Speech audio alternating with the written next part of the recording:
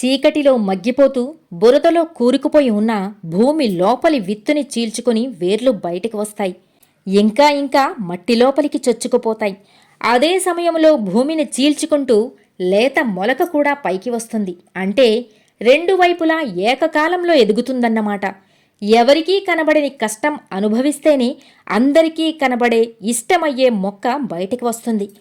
క్రికెట్లో బ్యాట్స్మెన్ కొట్టే సిక్సర్ వెనుక అతను సంవత్సరాల తరబడి చేసిన కఠోరమైన సాధన దాగి ఉంటుంది.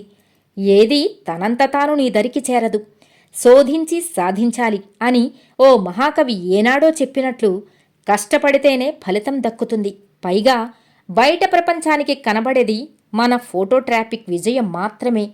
నిజానికి మన కష్టం, మన త్యాగం, మన బాధలు ఎవ్వరూ పట్టించుకోరు. ఎవరికీ అసలు అక్కర్లేదు కూడా. విజయం సాధించిన రోజే ఎవరైనా మన మాట వింటారు. అదే ఓడిపోతే మన వైపు కన్నెత్తి కూడా చూడరు. ఎందుకంటే విజయానికి అందరూ చుట్టాలే, అపజయం ఎప్పుడూ అనాథ కనుక. అందుకే తాత్కాలిక సరదాలు, సంతోషాలపై దృష్టిని తగ్గించి ఎవరేమనుకున్నా సరే పట్టించుకోకుండా మన కోసం మనం పట్టుదలగా కృషి చేస్తే విజయం మన సొంతమవుతుంది. విత్తనంగా ఉన్నప్పుడు చీమలు సైతం తినాలనుకుంటాయి. మొలకెత్తగానే లేత చిగుళ్లను పక్షులు కొరకాలని చూస్తాయి. ఎదిగే మొక్కల ఆకుల్ని, కొమ్మల్ని పశువులు నమిలేస్తాయి.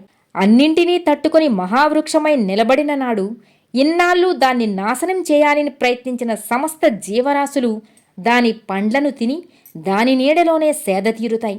అలాగే మనిషి ఎదిగే క్రమంలోనూ ఎన్నో చికాకులు, సమస్యలు ఎదురవుతాయి. అనేక బలహీనతలు మన దృష్టిని మరల్చి లొంగదీసుకోవాలని చూస్తాయి. వాటితో పోరాడటానికి మనం పడే కష్టం ఎవ్వరికీ తెలియదు.